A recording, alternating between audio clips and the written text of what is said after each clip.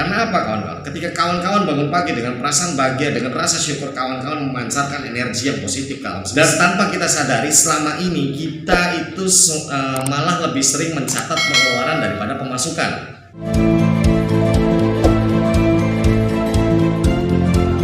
Halo, berjumpa lagi bersama saya Master Regi Kurniawan dalam channel pengembangan diri. Oke, dalam kesempatan kali ini saya akan membagikan cara dan tips serta rahasia 3 kebiasaan agar Anda menjadi lebih cepat meraih kesuksesan. Sebelum saya melanjutkan, agar channel ini selalu ramai dan saya juga bisa memberikan selalu informasi serta edukasi-edukasi seputar dunia pengembangan diri, jangan lupa subscribe dan tekan tombol loncengnya. Oke, langsung saja. Kawan-kawan, tahukah Anda, orang-orang di dunia ini yang orang-orang tergolong orang-orang sukses, baik di dunia maupun di Indonesia, mereka memiliki kebiasaan yang sama. Walaupun tidak semua, tapi ada beberapa hal ya yang memiliki kesamaan. Nah, kesamaan inilah yang membuat kebiasaan itu menjadi pemicu mereka untuk menjadi lebih cepat sukses. Ya. Kebiasaan apa saja, dan ini saya terapkan di kehidupan saya sehari-hari, dan alhamdulillah dari yang saya tidak punya apa-apa sampai saat ini saya memiliki beberapa perusahaan. Dan apa saja? Yang pertama adalah kebiasaan mencatat jadwal kegiatan kita setiap hari tanpa kita sadari. Hal ini menjadi pemicu kita untuk menjadi jauh lebih cepat untuk sukses. Apa korelasinya? Mencatat kegiatan, mencatat rencana plan kegiatan kita dengan kesuksesan. Mungkin ini yang ada di pikiran kalian saat ini. Oke, saya jelaskan seperti ini kawan-kawan. Orang yang tidak mencatat jadwal agendanya untuk esok hari, maka dia akan menjalani harinya mengalir begitu saja. Ya. Sehingga banyak waktu yang terbuang, banyak waktu yang disia-siakan, banyak waktu yang tidak dapat dimanage dengan baik. Padahal waktu 1 menit, 2 menit, 5 menit, 1 jam, 24 jam itu sangat berarti sekali dalam menunjang kita untuk meraih kesuksesan kita jauh lebih cepat. Contoh, orang yang tidak mencatat jadwal kegiatannya, maka ketika bangun pagi, dia akan melakukan kebiasaannya setiap hari, mandi, sarapan. Kalau yang kerja sudah ya, kalau yang dagang, usaha sudah, dan mengalir begitu saja. Yang akhirnya apa? Pola rezekinya, pola kehidupannya akan selalu seperti itu putarannya. Ya, putarannya akan selalu seperti itu. Karena apa? Kebiasaan yang mereka lakukan pun seperti itu. Jadi jangan berharap terlalu cepat Anda sukses. Karena apa? Ya itulah yang Anda lakukan. Anda bangun pagi, yang kerja, yang usaha, yang bertani, yang mengajar dan sebagainya. Dan semua itu dilakukan secara kebiasaan setiap hari tanpa jadwal. Tetapi mari kita pikirkan, kalaupun Anda bekerja, ya, misalkan Anda bekerja dari jam 8 sampai jam 4 sore, tetapi kalau Anda membuat agenda hari itu, maka ketika ada waktu Anda luang, contoh misalkan jam 12 Anda beristirahat, waktu makan 15 menit, waktu ibadah 10 menit, ya, sedangkan waktu istirahat 1 jam, artinya ya, masih ada waktu sekitar 35 menit yang tersisa. Orang-orang yang sukses akan memanfaatkan waktu 35 menit ini untuk memunculkan baik itu ide, strategi bisnis, ya, dan memikirkan pola-pola hidup yang dapat menunjang kehidupan untuk meraih kesuksesannya. Contoh seperti saya dulu bekerja, saya tidak akan sebutkan perusahaannya apa. Saya dulu bekerja dari jam 8 pagi sampai jam 5 sore. Ya. Jam 12.15 itu waktu istirahat. jam 1 kita kembali masuk, artinya waktu istirahat 45 menit. Biasanya sebelum itu saya tidak menjadwal agenda saya tidak menulis agenda saya, jadwal saya. Yang akhirnya apa? Setelah istirahat, sholat, makan, duduk-duduk sebentar, kerja lagi. Nah, setelah saya mencatat kegiatan ini, akhirnya saya merasa kok ini waktu yang saya sholat 10 menit ya, makan 15 menit ya. Kok kayak ini ada waktu 30 menit yang saya sia-siakan. Yang akhirnya apa? Waktu 30 menit ini saya manfaatkan untuk membuat flyer, belajar mengedit flyer video melalui handphone. Untuk apa? Untuk media promosi. Nah, yang akhirnya apa? Ini bisa saya gunakan dalam media promosi untuk produk saya saat itu. Saya menjual produk kecil-kecilan ya. Menjual produk kecil-kecilan yang untungnya nggak banyak waktu itu, hanya 1.000-2.000. Tetapi dari situ kita biasa memanfaatkan pola ini untuk mencari rezeki, kawan-kawan. Untuk mencari rezeki. Dan ini sangat bermanfaat.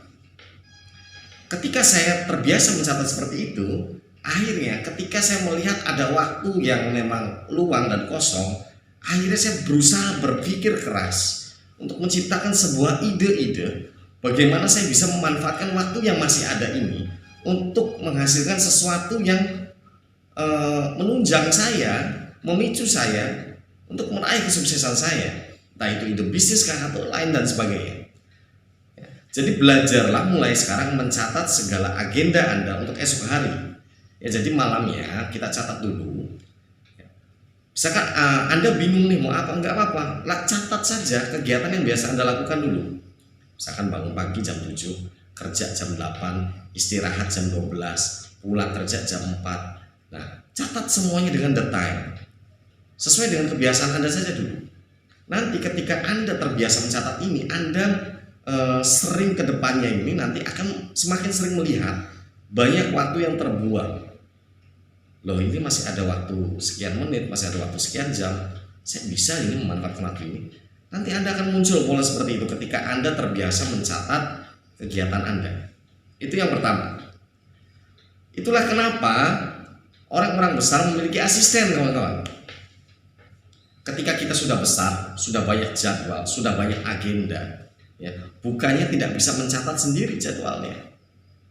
Tapi kadang-kadang kita lupa karena apa? Kita harus menjalankan pekerjaan kita, bisnis kita yang saat itu sudah besar, memikirkan karyawan dan sebagainya. Akhirnya lupa untuk mencatat. Makanya orang-orang besar itu ada asistennya. Dan kalian bisa lihat, oke, nggak usah jauh-jauh, artis di Indonesia, mereka memiliki asistennya masing-masing yang selalu membawa buku. Nah, buku ini adalah isinya agenda. Ya, jadi lakukan ini, catat jadwal kawan-kawan setiap hari, malamnya catat ya untuk besok ngapain.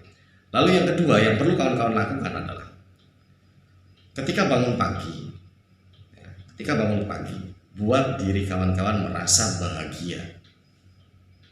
Buat diri kawan-kawan merasa bahagia, buat diri kawan-kawan merasa bersyukur karena masih diberikan kesempatan satu hari lagi untuk mengucapkan rasa syukur untuk menjalani hari. Karena kita tidak tahu kapan kita akan pergi dari dunia ini. Jadi ketika kita bangun pagi, sadari dulu kalau kita masih diberi kesempatan untuk menjalani, menikmati hari ini satu hari lagi. Makanya ketika bangun pagi, berusahalah untuk memvisualisasikan, membayangkan diri kawan-kawan ini bahagia, entah itu membayangkan apapun yang memunculkan rasa bahagia dalam perasaan kawan-kawan. Kenapa bisa seperti itu? Dari pengalaman pribadi saya, ketika saya memulai hari dengan perasaan yang kurang nyaman, emosi kah, kesal kah, atau perasaan-perasaan negatif lainnya, maka hari itu menjadi hari yang merugi untuk saya. Satu kejadian pernah terjadi pada saya. Malamnya saya sudah membuat beberapa schedule jadwal dengan orang-orang yang ingin saya temui. Dan orang-orang ini adalah klien saya yang sebetulnya sudah deal, tinggal tanda tangan kontrak. Dan ini lumayan besar kontraknya. Dan ini menjadi peluang yang sangat luar biasa kalau saya waktu itu goal kontraknya. Saya sudah happy malamnya, sangat happy sekali malamnya. Tidak sabar menunggu hari esok untuk tanda tangan kontrak ini. Setelah itu saya tidur. Namun ketika bangun pagi,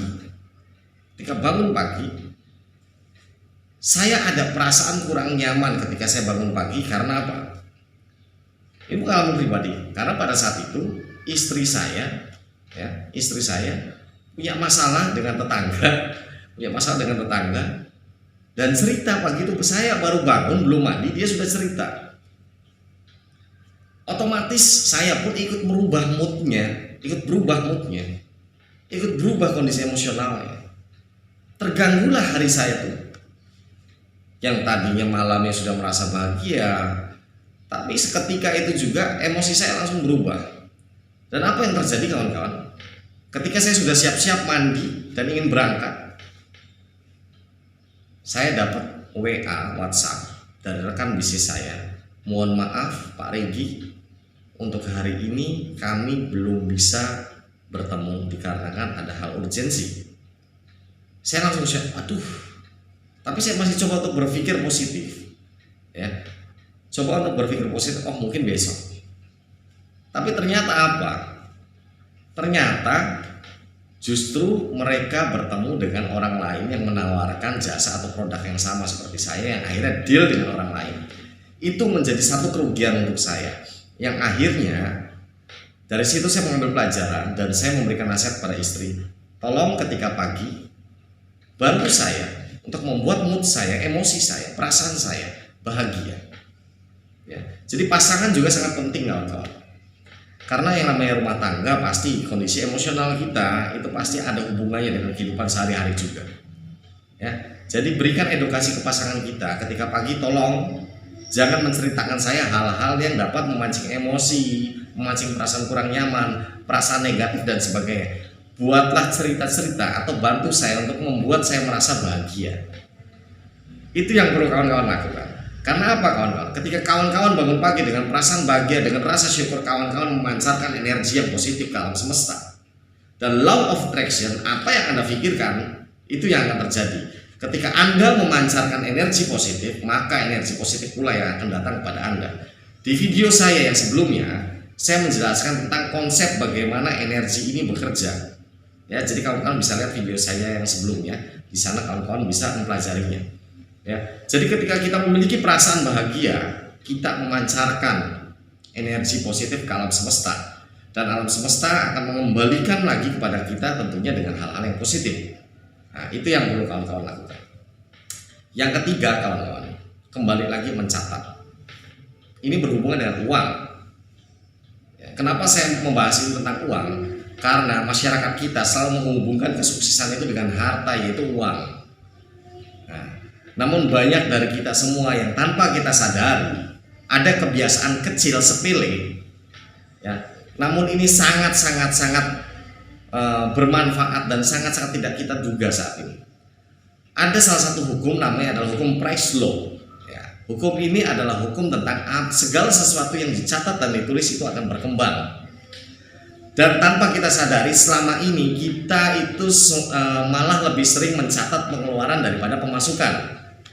Bulan ini kita membayar ini, bulan depan saya bayar ini, hari ini saya membayar ini, kebutuhan saya ini. Alhasil apa? Seberapa besar pun pemasukan kita, yang semakin membesar, yang semakin bertambah, bukan pemasukannya, tetapi justru pengeluaran kita akan semakin lebih besar. Coba kawan-kawan pikirkan. Coba kawan-kawan ingat lagi. Gaji naik, tapi pengeluaran pun tambah naik lagi. Perusahaan tambah besar, pemasukan tambah besar, tapi pengeluaran tambah banyak lagi. Kenapa bisa seperti itu? Ya karena kita terbiasa mencatat hal-hal yang berhubungan dengan pengeluaran kita. Lalu apa yang harus dilakukan? Yang harus dilakukan adalah mulai sekarang kawan-kawan harus lebih terbiasa mencatat pemasukan kawan-kawan. Ya. Mencatatnya jangan lewat handphone atau laptop kawan-kawan, tapi catatlah lewat tulisan tangan. Ya. Jadi seberapa besar pun, seberapa kecil pun pemasukan yang kita dapat hari itu, catat. Konteksnya di sini adalah uang. Jadi catat berapapun uang yang kita dapat hari itu. Mau 500 perak, mau 1000 perak, mau 2000 perak, mau 3000 perak, mau berapapun, catat. Jamnya jam berapa kawan dapat, harinya hari apa. Jadi bikin tabel dari Senin sampai Minggu, ya. Dan jamnya pun dibikin di situ. Terserah kawan-kawan mau mulai jam berapa, misalkan mulai jam 00 ya, atau 01 sampai 24 jam. Yang dibuat di situ. Ingat, yang tidak boleh dicatat adalah satu, uang arisan yang didapat dari arisan. Yang kedua, uang yang didapat dari pinjaman. Itu yang tidak boleh dicatat, ya. Karena itu bukan uang kita, bukan rezeki kita. Karena itu nanti kita kembalikan. Yang betul-betul pemasukan saja yang kita catat. Kecuali kalau misalkan nemu duit di jalan 500 perak dan memang itu tidak ada yang mengakui, ya, itu rezeki kita, catat 500 perak. Jadi kebiasaan inilah yang harus kawan-kawan terapkan, yaitu mencatat segala pemasukan uang yang kawan-kawan dapat di hari itu, ya. Jangan mencatat pengeluaran, ya. Boleh diingat, pengeluaran boleh diingat, tapi nggak usah dicatat. Kalau kita orang yang bertanggung jawab, pasti kita ingat dong, nggak perlu dicatat utang kita, kan gitu, angsuran kita, pasti ingat. Jadi biasakan mulai sekarang mencatat pemasukan kita yang dalam konteks di sini adalah uang, berapapun itu uangnya. Yang tidak perlu dicatat adalah uang dari arisan dan uang dari pinjaman, itu yang tidak perlu dicatat. Hal ini yang saya terapkan selama beberapa tahun, yang alhamdulillah saya yang dari dulu tidak punya apa-apa. Dari mulai bekerja, saya sempat jadi TKI di luar negeri, saya sempat jadi buruh panggul kayu, ya.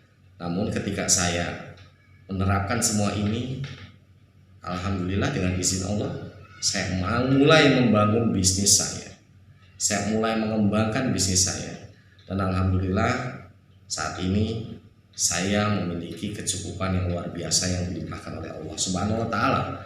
Jadi saya yakin kawan-kawan pun pasti bisa. Yang penting satu, kawan-kawan konsisten dalam menjalaninya. Semua tidak instan. Sekali lagi saya sampaikan, semua tidak instan. Semua butuh proses dan semua butuh konsistensi. Ya, kalau kawan-kawan baru sehari 2 hari melakukan namun belum melihat perubahannya, bukan seperti itu. Konsistensi, yakini, berusaha, berdoa. Tetap lakukan itu, insya Allah saya yakin kawan-kawan akan mencapai kesuksesan jauh lebih cepat dari kebanyakan orang lainnya yang tidak menerapkan teknik ini. Oke, sampai di sini saja pembahasan kita kali ini. Semoga apa yang saya sampaikan ini bisa bermanfaat, dan jangan lupa tetap semangat. Saya yakin kawan-kawan bisa meraih apa yang kawan-kawan harapkan. Konsistensi, berusaha, dan berdoa. Saya Master Regi Kurniawan mengucapkan terima kasih dan see you.